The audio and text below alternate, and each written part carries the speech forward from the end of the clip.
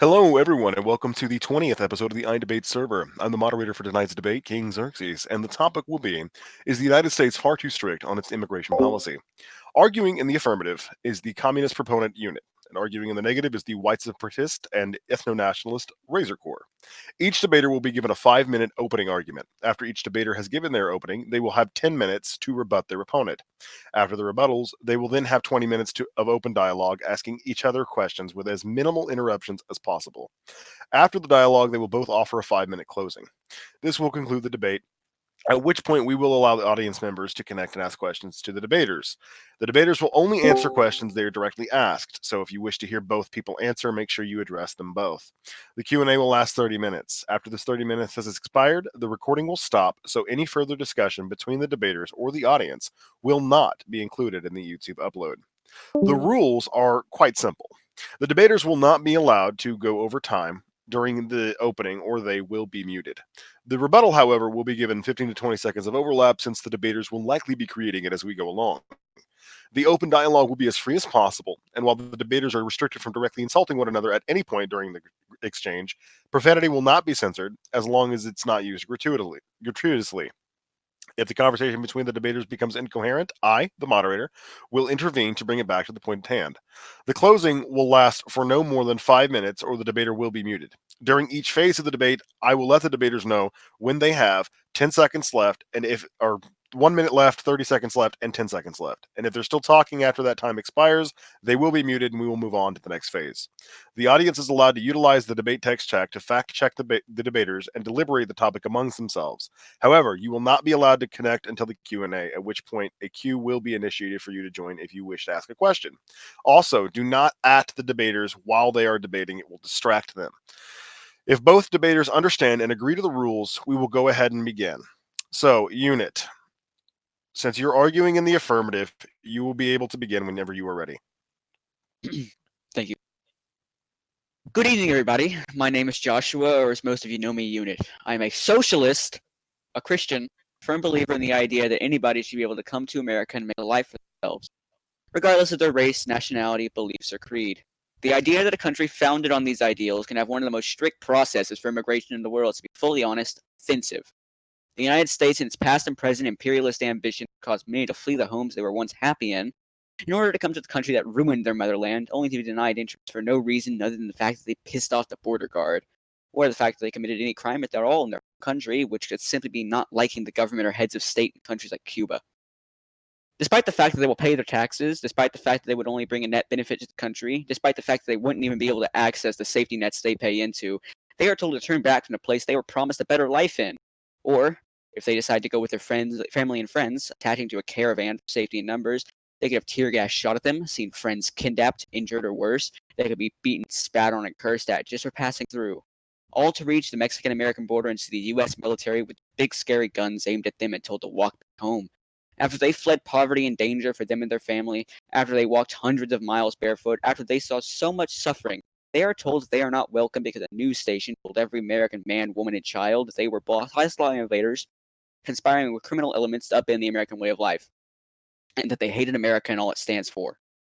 My only question is this: why? Why can the average American have it in their minds that they deserve a good life, but a little girl running from a future of rape and prostitution, the possibility of being murdered, doesn't deserve it? Why does God grant the average American the ability to live outside of fear, but the father who fears for a little girl's life doesn't get that same courtesy? Actually, I take that back. We live with fear, just not rational fear, which is very different to the boy who fears being unable to eat, so he is eventually forced to join a cartel and become that which he hates so passionately, just for a piece of bread. Why does the American dream only apply to those born behind some arbitrary imaginary line which has no actual validity unless enforced by a show of arms? The reason why is that the American Republican Party wanted to win a 2018 midterm election. So they lied, and the lie that they have told the American population, that being the lie that they were in imminent danger from a starving hunger and was around success. And now a large portion of an entire generation of Americans grew up believing the Republican Party defended and saved them from malnourished, starving, scared, blistered, tired, and crying invaders who apparently hated America and were only coming for the welfare benefits they wouldn't even be able to access in the first place. Let's be real here. Most of these people's only crime is that they were brown. So many young American whites are scared they're going to be in the position of people they exploited for centuries soon.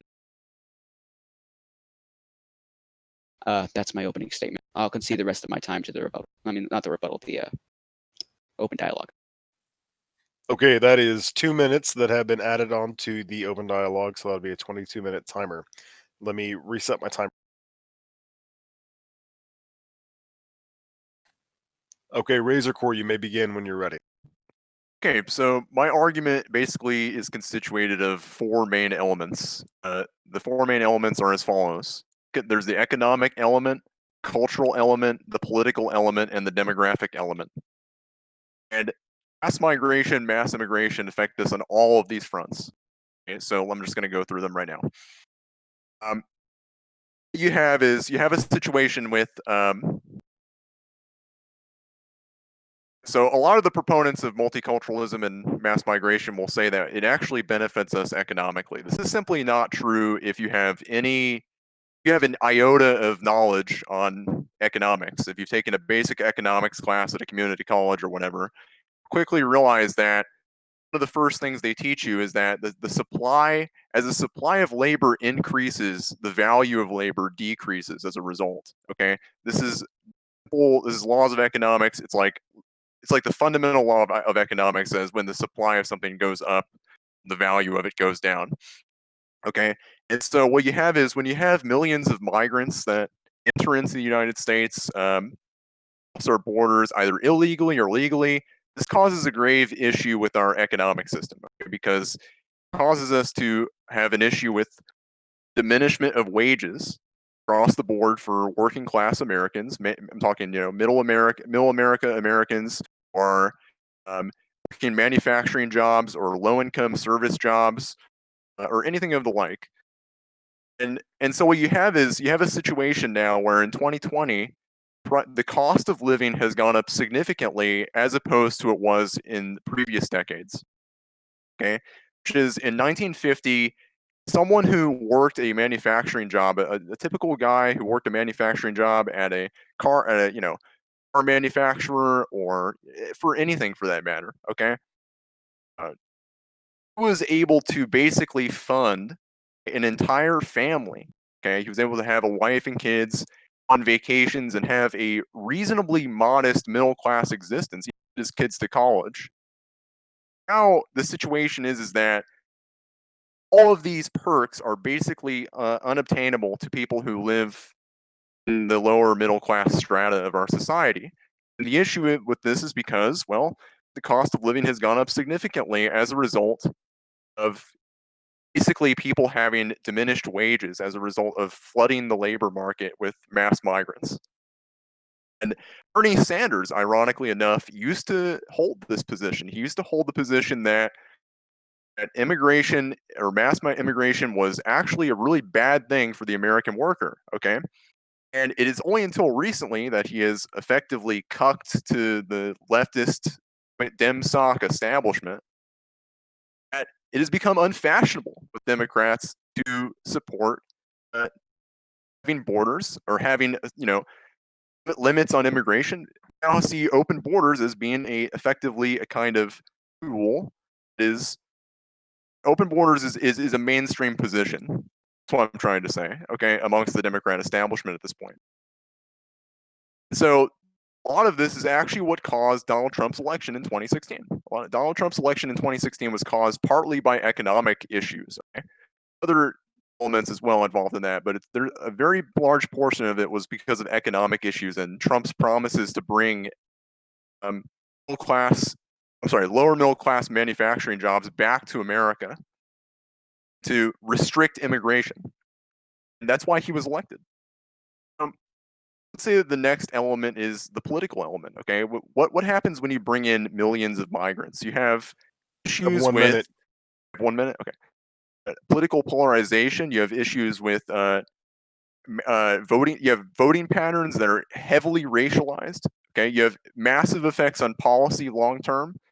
We see the diminishment of our rights because of as migrants and non-whites accrue political capital. They overwhelmingly don't support constitutional rights. We see that they're overwhelmingly in favor of gun control. They're overwhelmingly in favor of free 30 speech. seconds. I'm sorry, not free speech, of hate speech laws.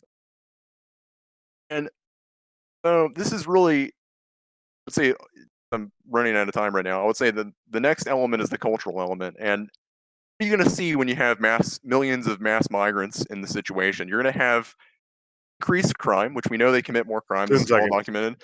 And racial resentment. Racial interests contravene one another. And we need to just put that forthrightly.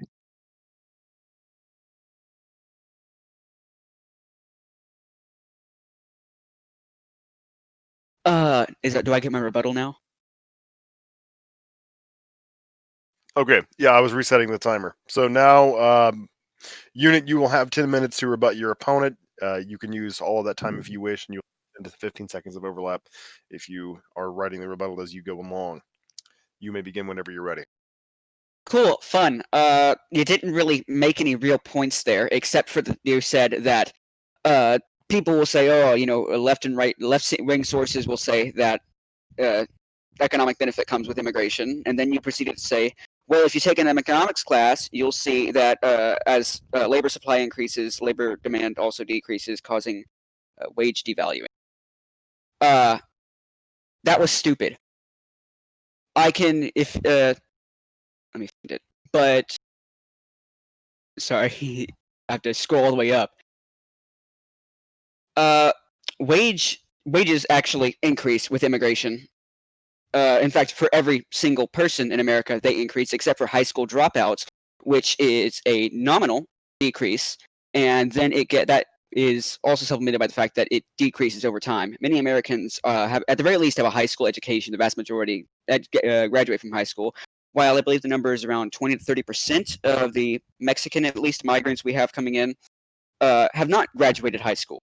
Most of them are unskilled laborers or day laborers. They do not compete with American jobs at all. And there's also evidence to suggest that when immigrants come in, it increases native workers, increases their high school graduation. So that's nice. And I can give this later. You said that you seem to use basic, very first grader logic to correlate Mexicans coming in and whites being in the average white middle class American not being able to afford to send his children to college and have a house and car and only be the working man while the wife stays at home and raises the kids and cooks and cleans. That's kind of strange because most people wouldn't connect it like that. Maybe the fact is that it's not Mexicans that are causing the standard of living going down for the average middle class American, but maybe it's corporate greed, inflation, banks abusing, having abusive loan practices, all that jazz. Because houses, even when you account inflation, houses, cars, food, everything has started to cost more again, even with inflation. We have, despite the fact that we can build house, there's a nice little company out in Nevada that will literally bring a house to your front door in a truck, and they will unpack that house. And it's like, what, like $10,000 over there? Let me find it's like a micro housing something. Let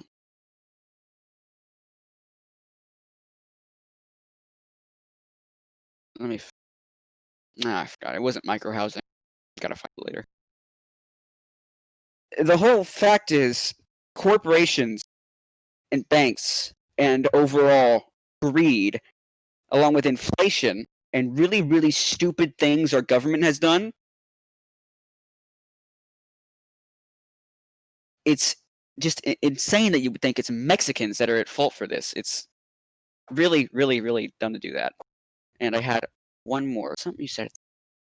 Oh, well, I've forgotten. I'm sorry. I don't have much. I'll leave it to the open dialogue. Do I rebut his statement now, or do I... Yeah, just give me a minute. So that's 6 minutes that'll be added to the open dialogues. We're now at 28 minutes for the open dialogue. Let me go ahead and restart this. Razorcore, you may begin your rebuttal whenever you are ready. I'm sorry, do I rebut what he just said, or do I rebut his opening statement? It's your choice. I'm going to rebut what he just said, and then we can leave a lot of that to open dialogue. Okay, so you didn't really you claim that I didn't actually make any substantive points, but really you only addressed one of my points in detail, and you're basically refuting the economic element. Um, I mean, all of the data on this issue is pretty crystal clear that wages in America have stagnated over the last 50 years. What is that? That seems to be very, very good timing when you consider that we opened our borders to the third world in 1965. Okay, so you have an issue with just a few years after that fact, after we opened up our borders.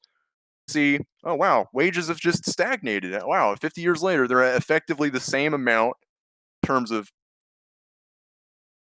taking in inflation, of course, and cost of living. I mean, you have people that are effectively not better off than their parents or grandparents for them. People working worse jobs now and previous generations.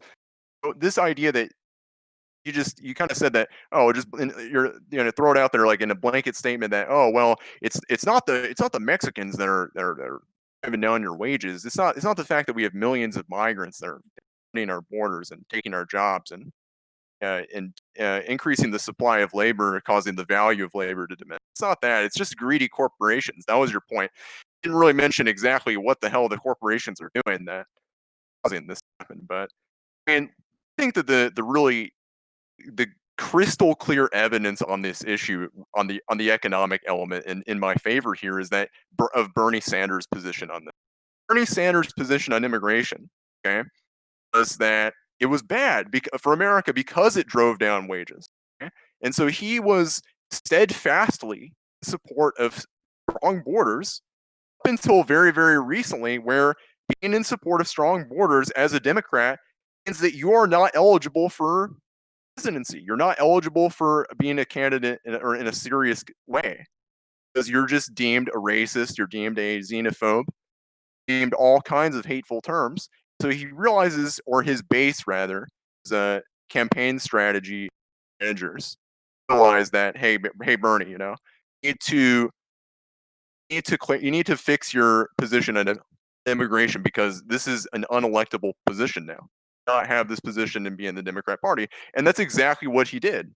Okay, so he has capitulated to woke leftism on this issue entirely. Okay, and this shows me that he's not a serious person. He doesn't actually have any real convictions. He's just a grifter. Okay. Um, as for, I mean, you didn't even address any of the other points I made. You didn't address political polarization. You didn't address voting patterns or effects on policy long term. You didn't address the element of racial interests or racial resentment. You didn't address the element of increased crime. I mean, I can go on, and if you want to continue, maybe you could maybe we can go back and forth for a little bit on this, and I'm waiting for a response. Unit He now. respond to you during your rebuttal.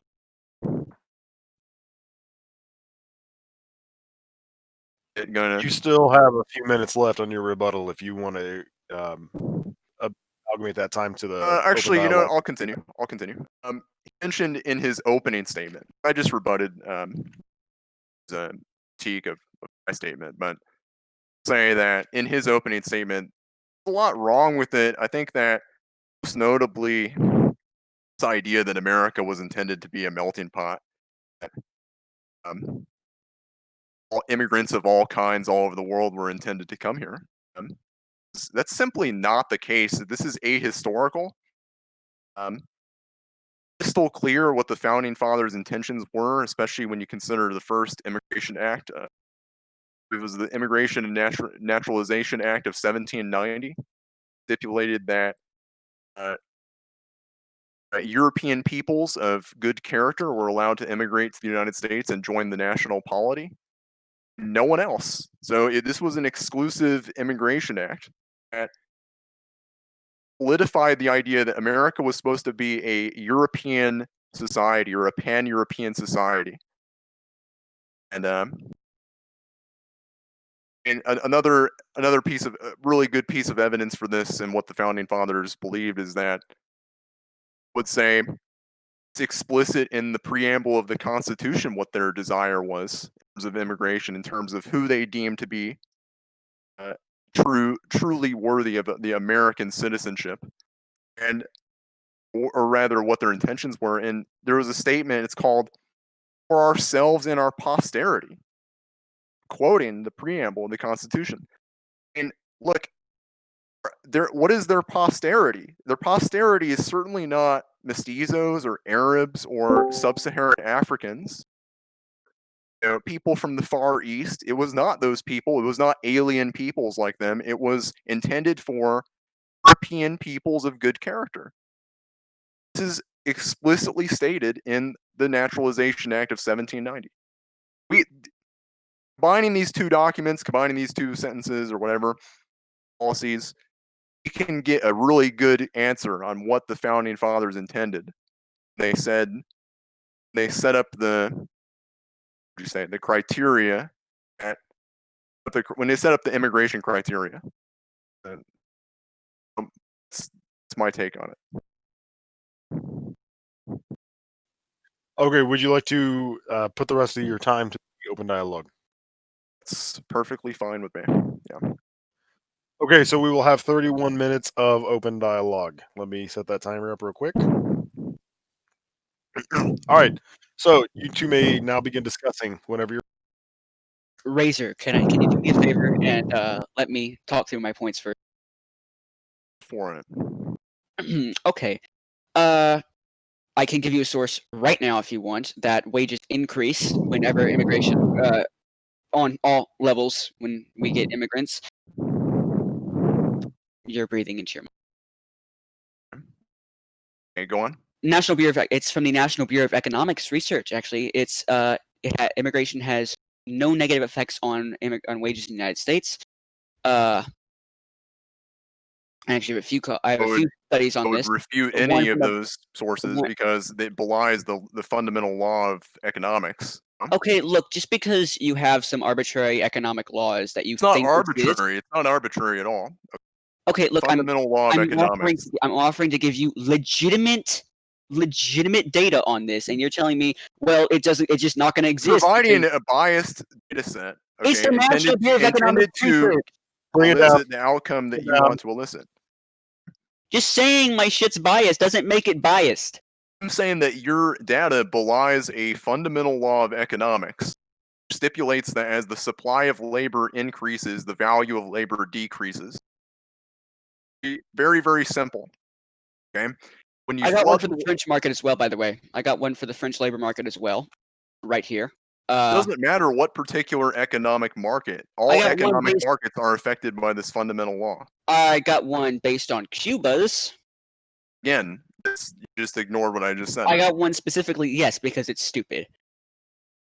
I've got one for the United States that specifically says, while some policymakers have blamed immigration for the slowing U.S. wage growth since the 1970s, most academic research finds little long-run effect on American wages. It increases innovation, makes a better educated workforce. It creates greater occupational specialization, better matching of skilled jobs, higher economic productivity. It is a net positive on every single level of our budgets, on federal, state, and local. Generally, immigration is a positive economic effect. Secondly, founding fathers, they didn't want black people here, right? Okay, why'd they bring slaves? I win. They wanted them as slaves, not as freestanding citizens of the U.S. Okay, that's an absurd point. Let me actually. I have another rebuttal for what you just said. Okay. I have a question. May I ask you? Wait. I get to rebut. Stop. Unit, you made a point. Allow Razor Core to respond. Okay. So you said that we have immigration causes us to have a more educated workforce. This is simply false. Vast majority of the immigrants that are coming here, okay, both illegal and legal, okay, are basically. Oh, actually, I'm not sure about legal. That's beside the point. Vast majority of immigrants happen to be pretty much illegals. I mean, I would imagine at this point. I mean, there's 30 million illegals in this country. There's not. I can actually refute that exactly. I can refute that exactly. There are 10 to 12 million illegals. I've seen estimates up to 30 million. You got that from a singular study. You got that from a singular study.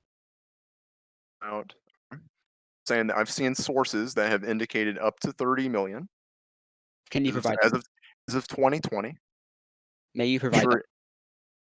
I mean, do you really? Is this? It's not really fundamental to my point. So I mean, May you provide your sources?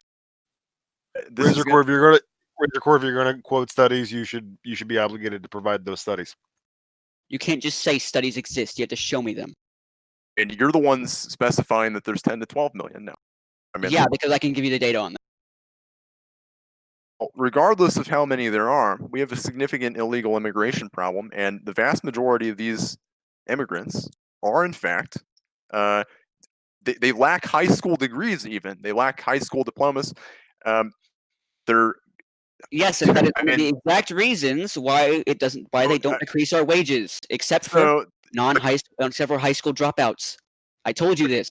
Here's the thing. Okay, so what you have a situation in which the Hispanic voting bloc is becoming one of the most prolific in terms of size voting blocks in this country, and continues to expand very, very rapidly. Okay, Yeah, that's not because of And immigration. so they happen to be not particularly intelligent or educated. Okay, Okay, that's So, stupid. do That's not. let me- They actually are diminishing. Razor, diminishing the let unit situation, respond to your point. that isn't because of immigration. I can actually give you some data on this too. Mexicans are leaving the country faster than they're coming in. Okay? This is simply And the false. only- Where's the data on that? Tell me. Would you like 1 second? Let me find it. Here you go. Copy URL. I'll put it in debate text chat. There you go. It's from Pew Research, which is a very, very credible source. Uh-oh. Would you like to read that source? Oh, let's see. An unprecedented. I have a source of my own, so Please provide it.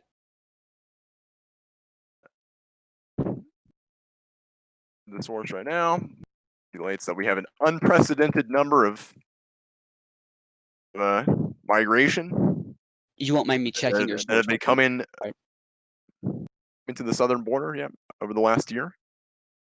You look at the situation as of June of 2019; it's as high as ever. Okay. Oh, by the way, while you're doing that, Bernie, you said very recently Bernie has capitulated. That's not very recently. He's been using the labor movement as kind of his moral axis on immigration, which kind of reversed its stance 20 years ago in the year 2000. And Bernie has vehemently supported immigration as early as 2007. So that's not exactly very recent. Also, when you accuse me of not addressing a lot of your points, when you randomly say a collection of words that doesn't really mean anything, that's not you making a point. I didn't address those points because you didn't make them. Okay. By the Oh, numbers. what- AP Did News. you take a look at the source? Yeah. You won't mind. Go ahead, take a look at the source. AP.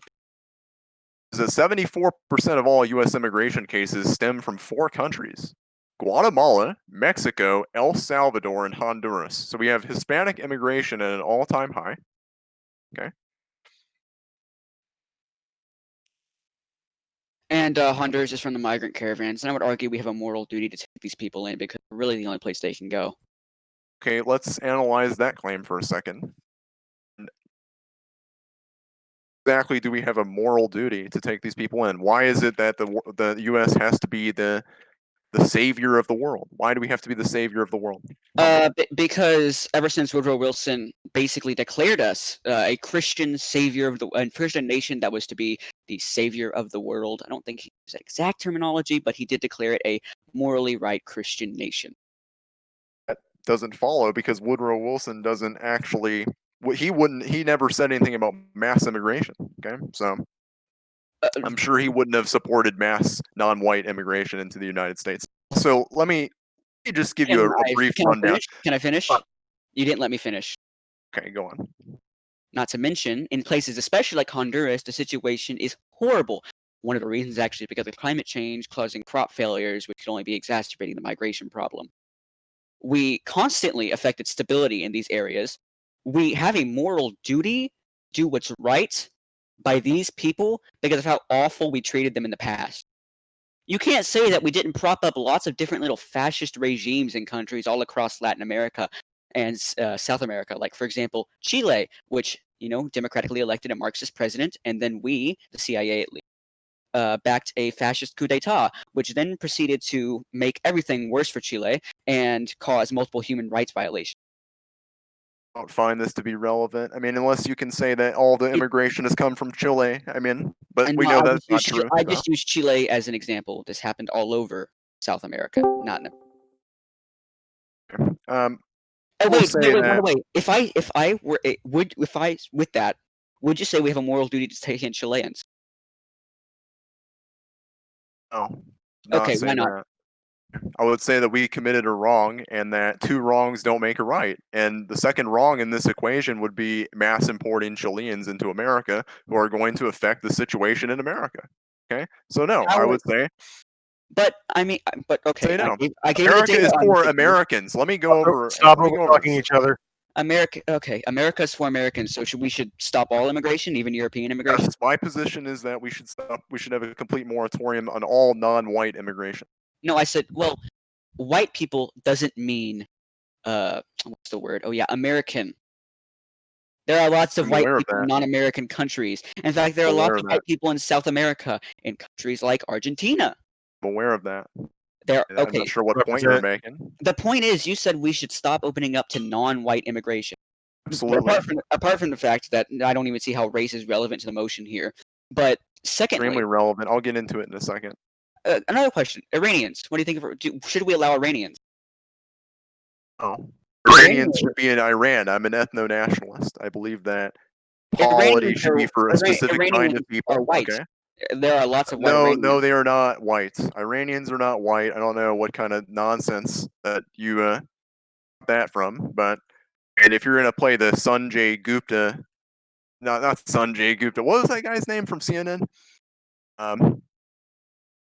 I forget his name. He's like a Indian guy on CNN, the doctor, but he's one of the commentators there. He did a interview with Jared Taylor, and he said that him being an Indian makes him Caucasian or something, and something absurd like that. It's just absolutely false. Again, this is just a non sequitur at this point. I'm gonna say, hey, let me get into my position now, okay? Okay, But just to be clear, Razor Core, you're not going to address that point. It's not a point. What are you talking about? I'm not going to I address already addressed it. I said they're not white. I just said that. Before we move on to another topic, you're not going to address it. I said they're not white. That's me addressing it. Okay. I'll take that. And anyone with a pair of eyes will understand that. I have a question. Are Italians just as white as Scandinavian peoples? Moderator, is this even within the confines of the debate? I feel like this is way outside. You're the one that brought up race, so I'm going to allow it. Okay, I would say that Italians are white, yes. Are they just as white as Scandinavian? I would say they're white people. Okay, so would you say racially they're extremely similar? They are similar to each other, yes. I said extremely similar. We're pretty much all extremely similar to each other. I would say that European peoples generally are similar enough to live in the same societies. Okay, well, Turkey is closer to Italy. Have amicable relations. Wait. Let me get to my point now. Okay. I'm going to ask you. Actually, I'm just going to make a statement. Okay. The people advocating for open borders are assaulting the very idea of a nation. Okay? As an exclusive entity. A nation is composed of a certain kind of people, okay, to the exclusion of other kinds of people. Open borders is another manifestation of what I deem to be the radical egalitarian worldview. The idea that all people in the world are entirely equal, interchangeable, blank slates who only consist of hierarchies through means of oppression and discrimination. If we are all equal and interchangeable, there's no real categorical distinction between a citizen, an illegal alien, and unless you are attempting to establish some kind of artificially constructed hierarchy of power, which is exactly what leftists accuse white America of doing. You have a nation that is composed of anyone and everyone. It isn't a nation anymore. It is simply a geographic region of squabbling tribes, and this is what America resembles today. So, you just stated that that America is a geographic region with a bunch of squabbling tribes. I'm going to assume by tribes, do you mean ethnic groups? Ethnic, racial groups, yes, absolutely. Okay, And so let's get into this element of it. What do you feel about racial polarization, or political polarization, racial conflict, racial resentment? All of these elements play a key role when I feel you it's completely advocate for mass unnecessary. immigration. Okay. I feel it's Just completely unnecessary. just to be clear, Razor, you did just ask me to move the conversation beyond race, and now you've circled it right back to race. So you need to make up your mind on that one. Yes, Unit, please go do. ahead and point. I want to go back earlier. You said leftists accuse white America of being what was it? Discriminatory, racist, violent. Can you give me a source that leftists as a whole, like leftists as a organized body, are accusing all whites of doing that? Or was that a non? Or quick question: was that a non? straw man of the argument. I'm saying that leftism in general advocates for positions like the white male patriarchy being oppressive. They love anti-whiteness studies at universities. They love the What do you mean by idea of that? white privilege. They love the idea which is a conspiracy theory, by the way. Can you? Okay, Um, I can actually say something on that. White privilege. I'm going to talk about university admissions here. Quick question: just going to talk about university admissions. I would rather we to the topic at hand and try to minimize the racial component of it. Racial Oh, component yeah, is a key element of my argument, but it's not about race itself. It's It was about the irrelevant effects. 5 minutes. It's about the effects race has on the national polity as a whole. Okay, race is an element that you can't just strip that away. You can't just ignore that element because it's a crucial element. Okay, I'm asking, what is your position on diversity, and how do you reconcile the fact that diversity through mass immigration, which is what is causing diversity, how do you feel about that situation affecting social cohesion? Oh, awesome! You brought up social cohesion. Yeah, which is it adversely affects social cohesion in a substantive way. So, for the studies done by Robert Putnam and I believe a Dutch guy called Tato van Hanen did a similar study on diversity with 148 countries, and he concluded that whether they are rich or poor, democratic or authoritarian, diverse societies have more conflict than homogeneous societies, which are more harmonious regardless of levels of wealth or democratization. So, what is your position on this? Why would you want to create a less harmonious society? Why would you want to create a society that has more racial and ethnic strife and conflict? Tell me. Because that's exactly what mass immigration is doing. That's a straw man. Why? Tell me why. You're compartmentalizing the theoretical, at least, argument. You haven't even heard my argument on these. You're compartmentalizing the theoretical argument of that, I like diversity because I'm not a racist piece of garbage. By using a fucking made-up buzzword that doesn't actually mean anything in regards to race, and you're packaging it. Shut up! You're packaging it as wanting to create a non-harmonious society. Bring it down. Okay, allow you to finish this point, and then Razor, you can respond. Confused. What is the made-up buzzword that I used here, and what? Razor, I just told you. What is it? Tell me. You are packaging my position as somebody who likes diversity and thinks it's just fine and dandy. I'm going to pause for just a second. Razor, when I say to stop talking, that means stop talking. You're both on server mute right now. When Unit gets done responding, then you can go back. That's how a conversation works. Stop interrupting. Unit, continue. Okay. You're packaging my argument as my argument of I like diversity as I want to create a non-harmonious society where people are constantly fighting and killing each other.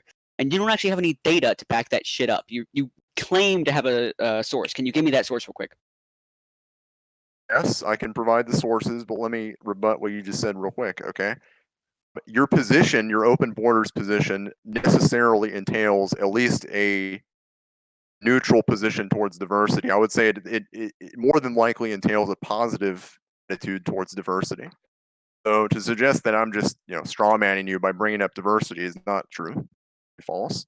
And I can provide the sources now on the data regarding diversity if you want. Okay.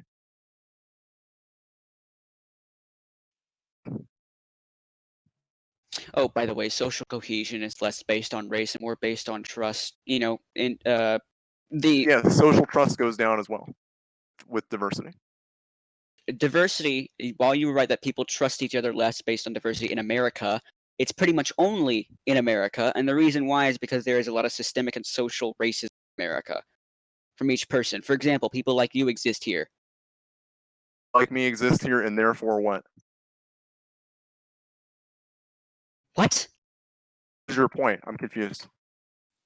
My But point is- believe his point is that you're an ethno-nationalist, so you start from the presuppositionalist that race mixing is bad. Okay, I My have po- my going point to is provide my my point is arguments to back there this are up. a lot. There, my point is there are a lot of European nationalists or white nationalists or ethno-nationalists or people like you that hold your overall opinions on extremely strong borders to deporting all the Mexicans and making the USA an ethno-state or even worse. I The would fact- say that This doesn't really exist that much in other countries. It does exist to a much smaller degree. That's because there is less societal racism in those.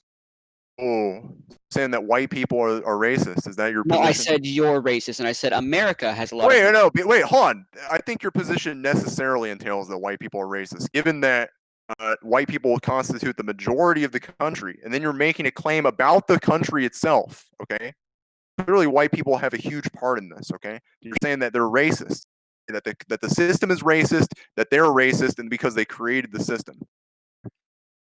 Yeah, you're saying that white people are racist. I never said there was a correlation. But there was, I never said racism is correlated to white people. Now, I would say there are a lot of racist white people, but they're not correlated whatsoever. So, no. Actually, it is correlated to white people. So white people not are in the way racist? that you think. Not in the way that you think. It happens that I'll provide my source for this, but there are actually race differences in ethnocentrism, in both positive ethnocentrism and negative ethnocentrism. Okay, and provide the source. Okay, so yes, the degree to which racism manifests, it actually does differ across races. Oh, wow, who would have thought? You know what I mean? Can you provide Provide any the of your study. sources? Yes, I'll provide the source. I just provided 2 other sources if you want to take a look at those, but you know. You provided a single source from what I can see. It's by the numbers, migration to the U.S. No, I have it in the other chat. Well, If you're please going to post post it in sources, debate then you chat. need to post. In debate text chat. Hello? Yeah, I'm looking in debate text chat. You only posted one source in debate text No, chat. I've posted multiple sources in debate text chat. Okay. Well, no, I don't. I'm scrolling up. I don't see anything except for the by the Oh number. my goodness, dude. 6:45 p.m., 6:45 p.m. Look at it. And Rad Rays just reposted them. So There in debate text chat, there is. I don't see anything there. I genuinely don't. okay, go to the bottom where Oh, Rad I see. Rays. I thought you It's not posted links. I thought links. you would have posted links. Yeah, he's not posting links. He's posting books. Scandinavian.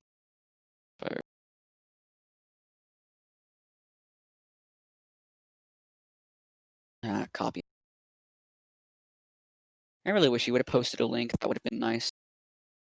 But I suppose you can't make it easy for me. Easier.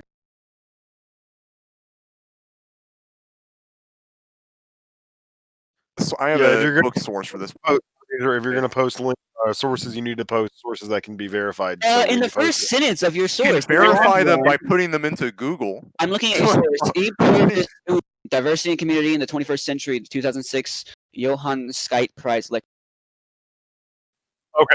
Now back to what I was saying. If you're going to post sources, you need to post links so that way they could be immediately clicked on and verified.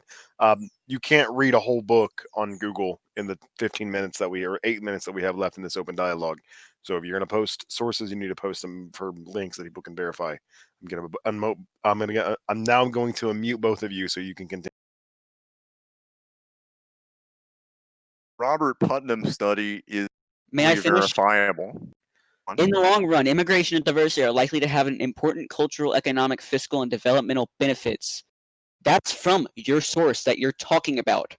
he's speculating on what he wants that outcome to be. Okay, he's speculating on what he thinks might happen, whereas the study was actually on what happened when he did the study, which was that social cohesion diminished, social trust diminished, etc., etc. A lot of deleterious social effects of society amounted as diversity increases.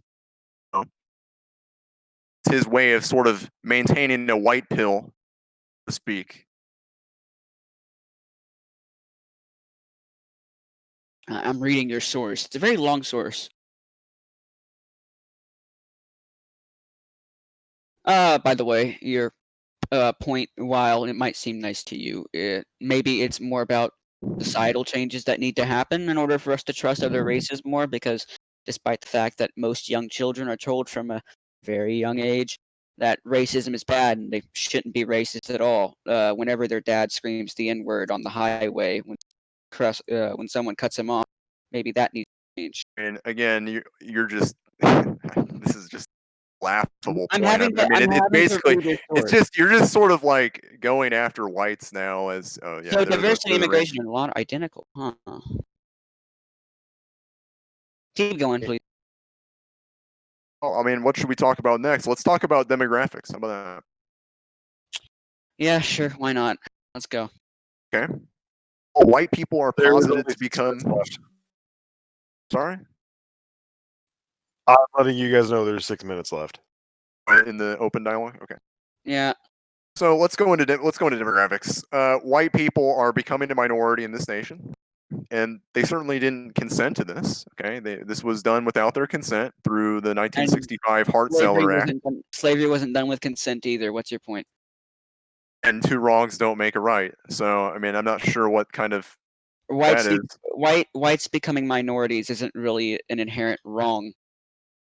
It is a wrong. It is a wrong to become a minority in your own country when it's done imposed against you, Whites don't against your own this will. Okay, country. Whites don't own this country. yes, they do, according to the founding fathers' intentions. This was intended to be a European society, and we had a society that was reflective of our European interests isn't up necessarily until white. 1965. European isn't necessarily white. Andalusian, Okay, for this is example, just Andalusian Spaniards are straw closer to man, Arabs. straw man. God, moderator. Yeah, stop interrupting each other.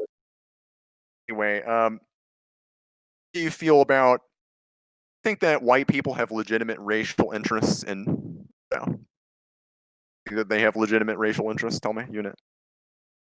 I'm sorry, what? I was reading your source. White people have legitimate racial interests. What do you mean by that? Whatever your position on racial interests might entail, because I know blacks have their position on it through organizations like the Black Congressional Caucus or Black Lives Matter.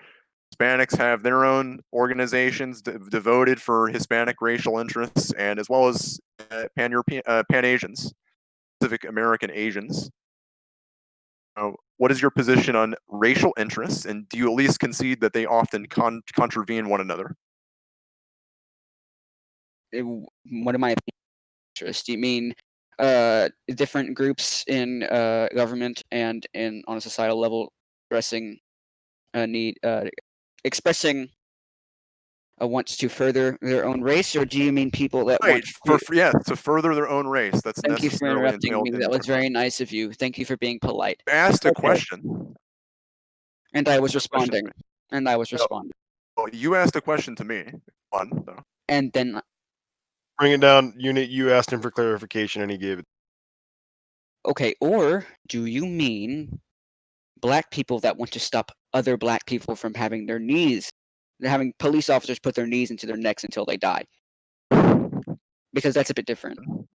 Wanting to see your race dominate is different to wanting to see discrimination stop, which is what many of these groups, such as Black Lives Matter and the Black Congressional Caucus and other Latino organizations, are trying to do. In fact, that's what affirmative action is trying to do. It's trying to make colleges more inclusive, which is a good thing because then you have more educated, diverse population.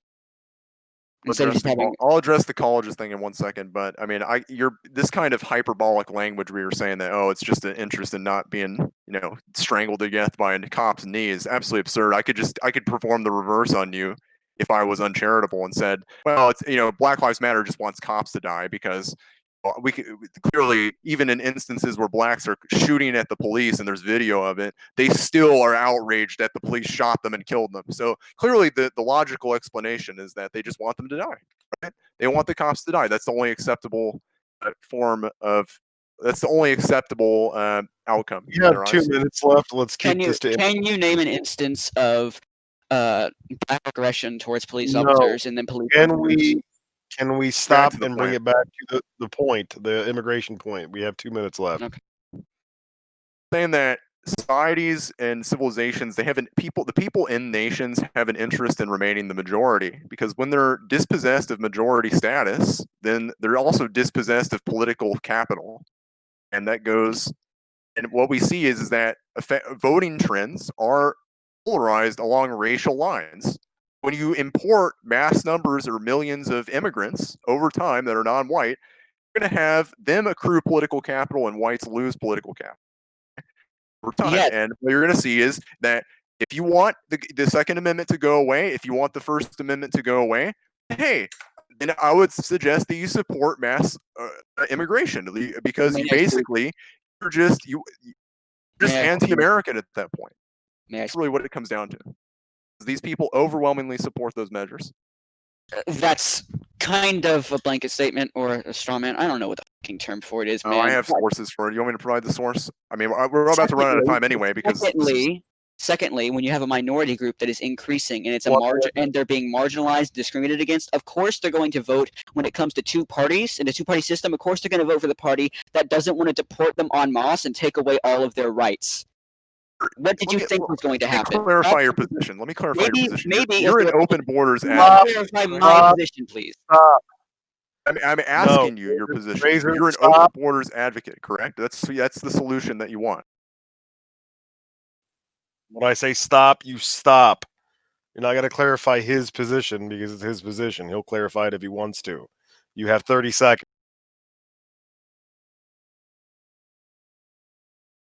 Continue.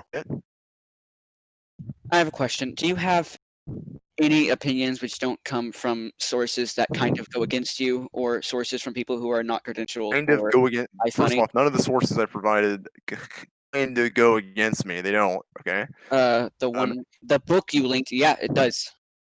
No, that's not the case. Okay. Don't understand how to read the abstract then. Let's go back to the topic at hand, though.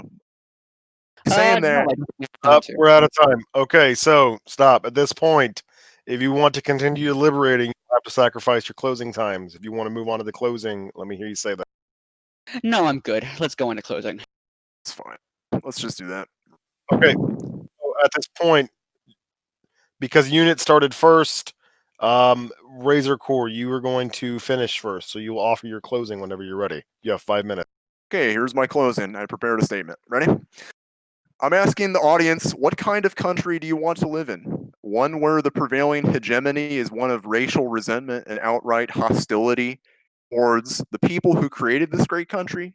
I want to live in a country where the rights we take for granted today have been deprecated or outright eliminated because the new majority non-American populace has hijacked the system in order to invert what they deem to be an unjust hierarchy. Dissolve the American culture through multiculturalism and it's weakened.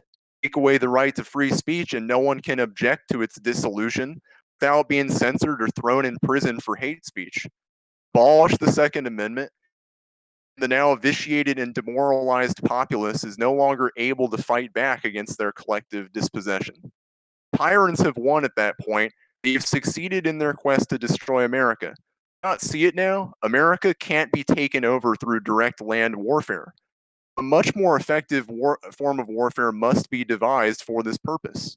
Cultural warfare, race replacement immigration, and social engineering is getting people to accept or even celebrate their replacement. Are the main tools used by oligarchs in order to secure their victory. It's a peculiar thing, the apathy that American whites have towards the theft of their birthright. Your birthright to live in a society where people are similar to you in values, demeanor, appearance, cultural norms, not be surrounded by racial aliens with whom you have a slim chance of ever forming a genuine connection with. live in safe, peaceful, in a safe, peaceful, beautiful white society that our ancestors worked so hard in order to secure for future generations such as ourselves. American whites seem to have no qualms about being replaced in our own towns, cities, states, our own country. Mestizos, Africans, and Arabs who increase in number by the day and whose political capital increases concomitantly. This disconnect from what is happening to us is the greatest weakness of white people. This disconnect will eventually lead to our extinction, only after all of the preceding horrors have been inflicted, of course. Horrors which include the dissolution of our culture, the spirit of our people, and the destruction of individuals through pathologies of isolation, extreme loneliness, and alienation from a society that has no place for us anymore. We are a minority, we will be a detested minority just as we are a detested majority today. We're told it is a horrible, horrible thing to be a minority in America. If this is truly the case, why would white people voluntarily allow themselves to be reduced to minority status? Future colored majority will see it fit to make our lives a living hell as payback for what they deem to be an unjust hierarchy that once existed. Is that the end of your closing? Yes, that is my closing. Okay. At this point, unit, you now have 5 minutes for your closing. You may start when you're ready. I'm going to be less of a rambler here, but with all respects to my opponent, he was not able to provide almost any data-driven arguments and could not provide one I didn't refute, to my knowledge. All of his arguments seem to be based on feelings and chant boards. It's up to you to decide whether this man is insane or right. I can leave here tonight knowing I did well enough to show through legitimate means that instead of being a detriment, immigration is largely a benefit to us, our culture, and our food. That's all. Okay. So I'm going to start the queue now. Anybody who wants to ask questions will be allowed to join the queue. Let me go ahead and get the timer set up.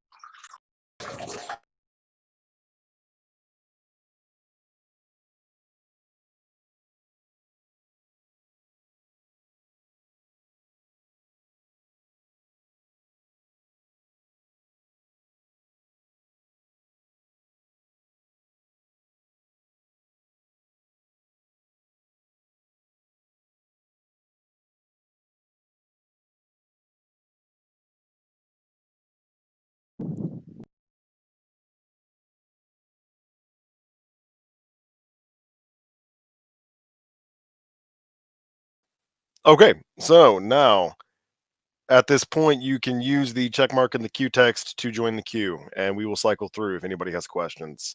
I'm going to unmute the debaters.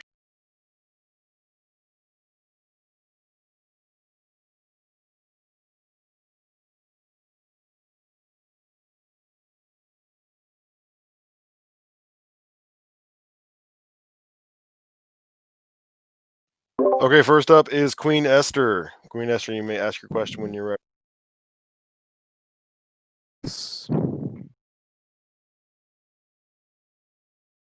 Fine.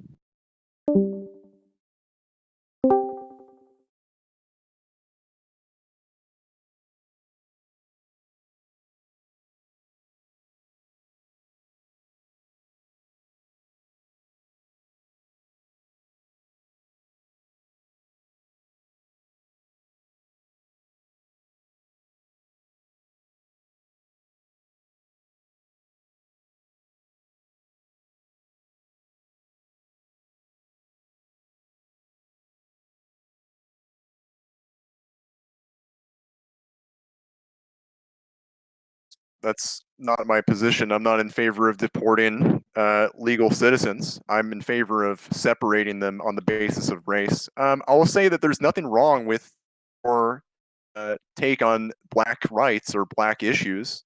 I think that all races have legitimate racial interests and that they should be free to exercise their power to, accrue those interests and have them manifest in the world.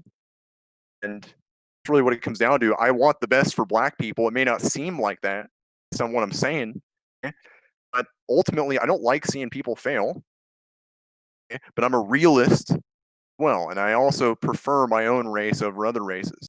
That's really what it comes down to. That's really what ethnocentrism is all about. Is just a love for one's own. Did that answer your question? Okay, we're gonna move on. The next questioner is RIB. Can I be RIB, heard? you're up. Yes. Okay. So my question is for Razor Core. Why are you so worried about whites being like not the most people in your country? Is it perhaps because they are treated poorly? We'll say that has been a marked increase in the amount of anti-white rhetoric that is going around. Oftentimes it is perfectly condoned by the mainstream. Twitter explicitly allows people to say that they want to kill white people, or to go out, or even to mandate others to kill white people. You're allowed to do that on Twitter. You imagine the situation if it was the other way around, if the races were reversed. Yeah, so I am worried about the situation in terms of safety and as whites, and I'm worried about our interests not being represented in the future. They won't be represented in the future when we don't have any political capital left. We're very, very close to that point. Very, very close to the point of whites not having any political capital. As we become the minority in this country. And what will you see? As I stipulated earlier, you're going to see speech laws start to come into effect. Okay, so this completely dissolves the First Amendment. You're going to start to see very, very strict gun control measures, which are just they're measures intended to disarm whites. How do we know this? I know this is somewhat tangential, but I know this because go after the weapons that are owned by white people primarily.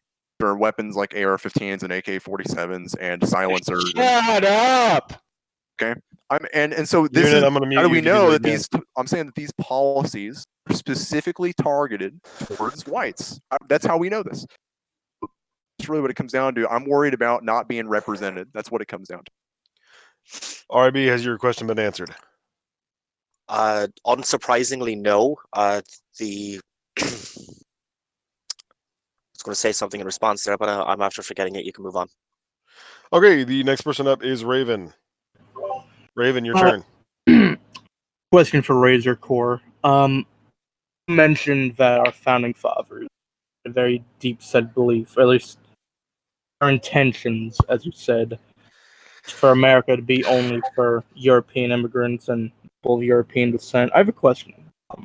Would you consider Ashkenazi Jews to be white?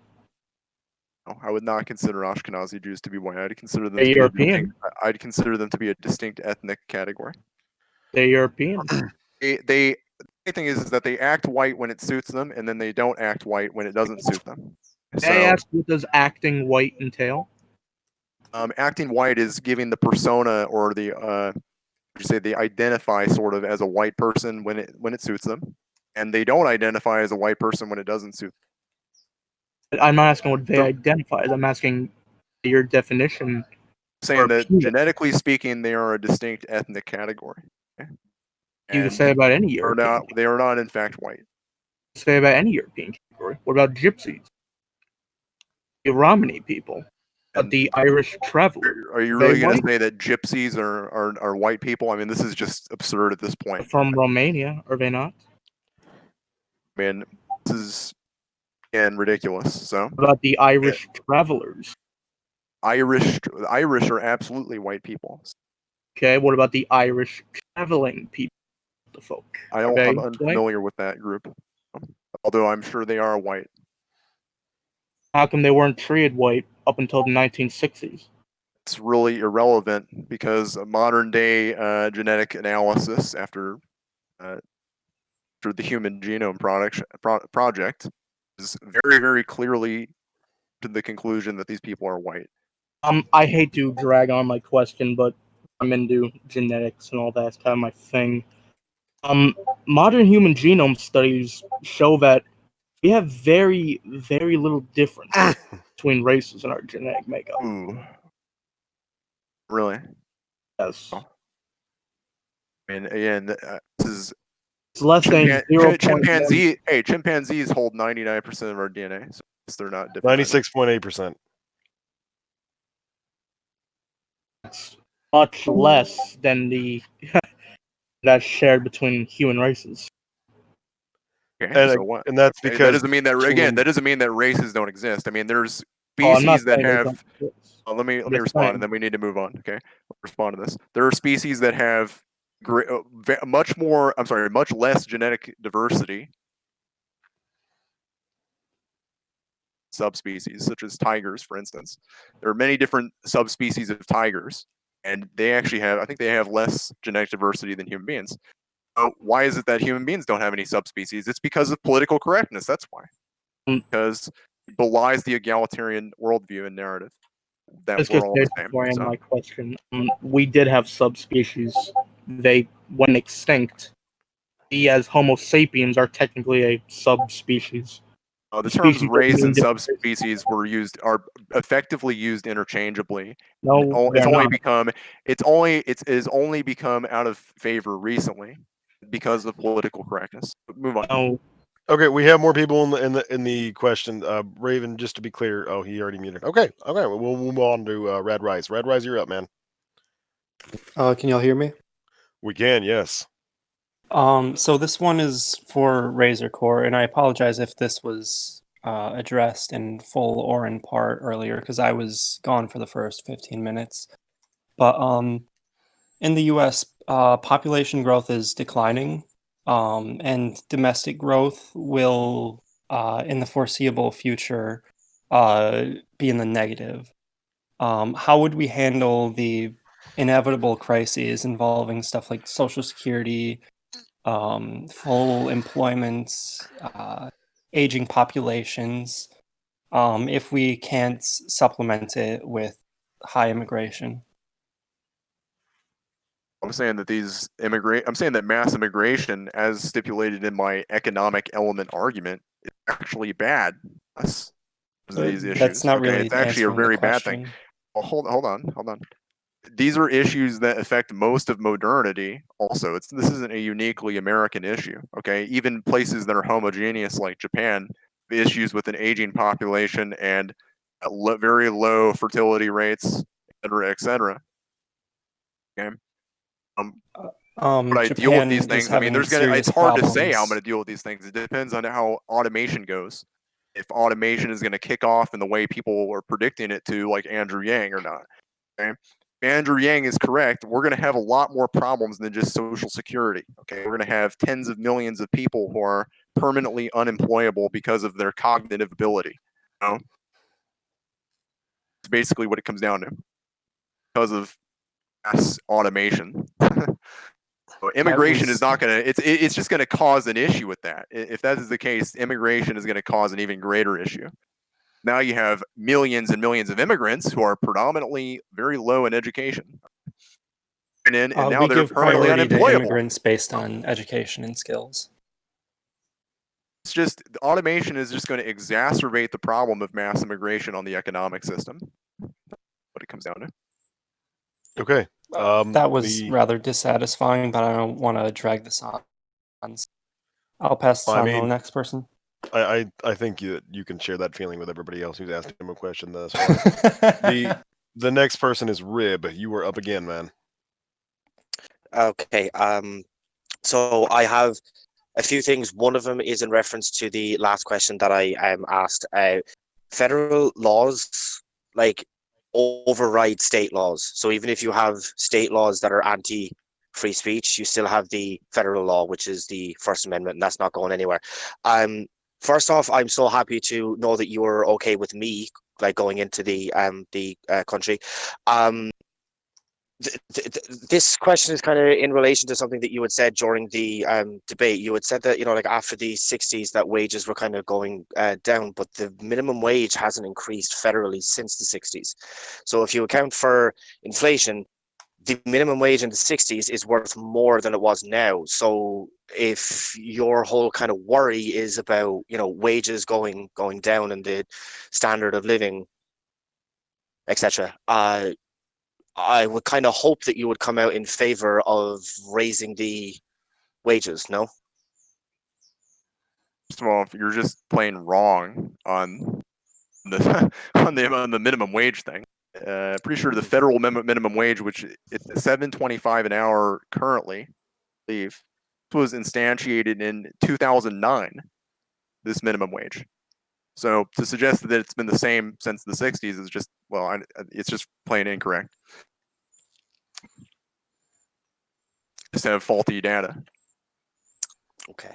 Well, it increased a tiny bit in 09. It hasn't increased in a decade, but the kind of larger point that I made, which you did not address, again, unsurprisingly, is that the minimum wage in the 60s was worth more than it is now. You could buy more, you can afford more on a minimum wage in the 60s than you can now. You could support a small family of 3 on one person minimum wage in the 60s. Exactly the argument I made earlier. You would struggle. Yes, so that's the point. So raise the minimum wage then, no? Raising the minimum wage has other problems, likely inflation, Okay. most of them, okay? Okay, well, Like, you have issues with... it doesn't, but you hurts can move small on, businesses. because It my hurts small question's not businesses. going to get answered. Okay. My question's not going to get okay. answered. You can move on. You can move on. All right, we're gonna move on. I'm the next questioner, so let me go ahead and just cycle the queue.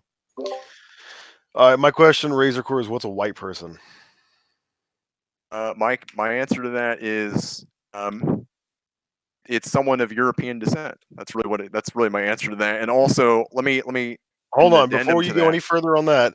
Okay, where did the Europeans come from? What does that even mean? Tell me. Well, you said somebody of European descent. Do you think that people just kind of popped out of the ether into Europe?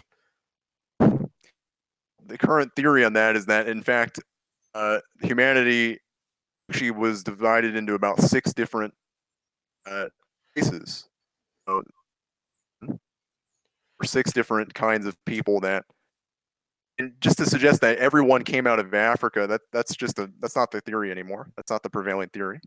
Well, you would be wrong, catastrophically wrong. So you didn't answer my question, though. You just said somebody of European descent. Well, Romanis have European descent. Italians have European descent. Ashkenazi Jews have European descent. And you've all expressly denied these are white people. Ashkenazi Jews are definitely not European. I'll say this. No one attempts to deconstruct their races. When no one asks, "Whoa, what is a black person?" When people identify as black, what is a black person? What is an Asian person? What is a Hispanic person? No one asks these people what that means. We just know what it means, black or Asian or Hispanic. I would actually argue that the left knows what a white person is as well. Know This the isn't evil white answering man my when they question see at the all. evil white man. They know the patriarchal, evil figure. They know the white man with his AR-15 when they see it. Okay, yeah, you're going off of a simplistic generalization based on people's skin color. Okay, I'm saying there are plenty of people who Right. are white, like skin colored white, who you wouldn't consider ethnically white, like the Iranians. there's no such thing as ethnically white. There's a racial category. So, again, Well, there are multiple racial categories because there's a mass diversity within white people. Irish people, Scottish Sure. people, Slavic people, Scandinavian peoples, In that. German peoples, French peoples. They all have sort of their own niche. They're not this homogenous monolith. You keep referring to the races as sort of this Borg mind, and that's not how it works. Look, race realism is primarily a sense experience thing, and it starts at the senses. Okay, we know what the various races are just by looking at them. In fact, human beings are very, very good at this. And we know that the sun okay? revolves around the Earth because that's what it looks like when we see it. No, actually, modern genetic data in terms of clustering has indicated that conceptions of race, people's conceptions of what typical racial categories consist of, are almost identical to what they actually are in terms of genetic clustering. So, yeah, you're going to say that race isn't real. Wrong. I mean, yada yada. That's also wrong, like vehemently wrong. But I'm not going to argue. I mean, you haven't answered anybody else's questions effectively up to this point. I don't know why I would be any I've different. answered everyone's questions effectively. Esther's up next. Esther, if you have not unmuted your mic on your software, you should probably do so now. But you're next. Hello? Yes. Okay, awesome. So my question is sort of related to what I asked before. So who does America belong to? America was intended to be a pan-European society. Now, it is no longer this. because the situation has been subverted in favor of oligarchs. Okay. And that's the situation now. So we now live in a multicultural society. So when the Native Americans originally lived here, I wrote a paper on the Cherokee and how they created their own constitution, declaring that, I think around Georgia, around that area, that was their land, and it was completely ignored by President Jackson. So, and they took over and forced them to move out, and pretty much it's not their land anymore. So we took that over from them. So why is it now and forever belonging to the Europeans when it once originally belonged to the Native Americans? And I'm So sure you're basically making a talk to argument. You're saying that because Europeans invaded this area and took it from those who came here, that it's justified that other people coming here now take it from us. Your Yes. position? Well, pretty much, Yeah, yeah. and I'll say two wrongs don't make it right. No, but what makes it inherently belonging to Europeans? Why can't Europeans go back to Europe? Because we've developed this nation into something amazing and great. What have the American Indians did? What did the Native Indians did? They didn't do anything. They just warred with each other. That's all they did. No, I don't disagree with that. Highways and cities and I don't disagree all the other with perks that. of modernity. But my thing is that the standard now, because we did something better with it, that it's now ours forever? Well, I'm saying ours as in from your perspective. I'm Black, sorry. Saying that big oof moment. Saying that the people are not complicit in whatever sort of sins that you think that they are. White people today are not complicit in the sins of their ancestors, as much as the left would want you to believe that. Okay? No, it doesn't make any sense. They should be replaced as punishment. Okay, that multiculturalism is a punishment posed on whites in order to replace them in their own country, because that's justifiable. But why is because it of actions country? committed by their ancestors in the past? This is ridiculous. This argument is like, I mean, it's like, you did something. Should I punish your great grandchildren for it? No. What I'm saying is, it's not inherently for the Europeans, because anybody could come over here and fight for this land, and then boom, it's theirs because they fought for it just like your founding fathers fought for it.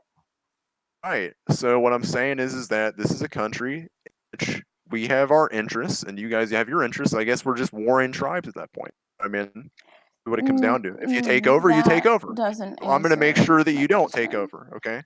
Okay. So you want to defend the land? Awesome. Can I just ask one more follow-up question? There's nobody else on the queue, so go ahead. Okay. So who is to determine where people live? Because you want separatism, right? So I can still live here because I was born and raised here. Where do I get to stay? I would like to see a situation in which segregation was not only legalized but encouraged, and private entities throughout the economic sector, or throughout any community sectors, rather, for that matter, are able to impose segregation type things. What do you say? They're able to impose an attitude towards segregation that's positive. So if a school system wants to be all white or all black, they're welcome to do so. Okay. If a school system wants to be, never mind. I'm sorry. If a community or a housing development wants to have only white tenants, and they should be legally permitted to do so. I think it should basically be encouraged by the mainstream as well, that want people to segregate, because guess what? People have different interests, and people get along with people who are most similar to. Okay, and what about the people that are perfectly fine with living in non-homogenous societies? Like, what about people who, like, most of my neighbors are Spanish, and some of my neighbors are white. And so what if I'm perfectly fine with staying here? Am I going to be shunned by society? Like how is this going to work? And how is this going to work as a country as a whole? If you have, like, obviously white people who have a lot more wealth than African Americans, so they're obviously going to get the better end of the stick. So how like they get to live in like the richer parts because they can afford it. And so how is this going to be equal, let's say, if that's your goal, equality? It's not equal. My goal is not equality. I'm not an egalitarian. I know equality is a farce. Okay. Quality of opportunity is a farce. Quality of outcome is also a farce. Okay? These are farces. They don't exist in reality. Okay. It attempts to impose them on a populace and inevitably lead to the oppression of that populace, okay? But to a tyranny. Okay. So That's if exactly we're what the going left to does have today. like huge monopolies or huge corporations, and they all just decide we're only going to service white people or Spanish people or black people. Perfectly fine with that. Awesome. Okay. I'm in favor of Thank you. self-determination. Okay, so there's nobody else in the queue except for me. If anybody has another question, we have, I think, like 5 minutes left. 3 minutes 42 seconds. So, I've sort of kind of found the crux of Razor's argument. I want to ask him this question, Razor. So, the motion is over whether or not the United States should have looser immigration policies, and your primary argument is that it shouldn't because this is, primarily a white country, and then if you allow other people into the country, you sort of lose that cultural congruence or something like One that. element of my argument. Okay, well, it seems though that immigration would then therefore be in the best interests of everybody in this country who isn't white. I don't know if that follows. I don't think that follows, actually. Well, you could 'cause ask your the point- black community that, and they would your probably say point- no. So. Well, Esther is a member of the black community and she doesn't have a problem with it. But your point is that immigration damages the white majority of the country, and you don't want the whites Right. to be a minority. So, Right. if it is the case that this country isn't inherently belonging to Europeans and that it is just basically a might makes right scenario, then immigration would therefore be a beneficial component for people who aren't white. It's a beneficial component for people of the particular ethnic group that lives here and that people are immigrating here. So if they're let's say it's Mexicans who live here, and more Mexicans come in, but so many so that actually they become the majority.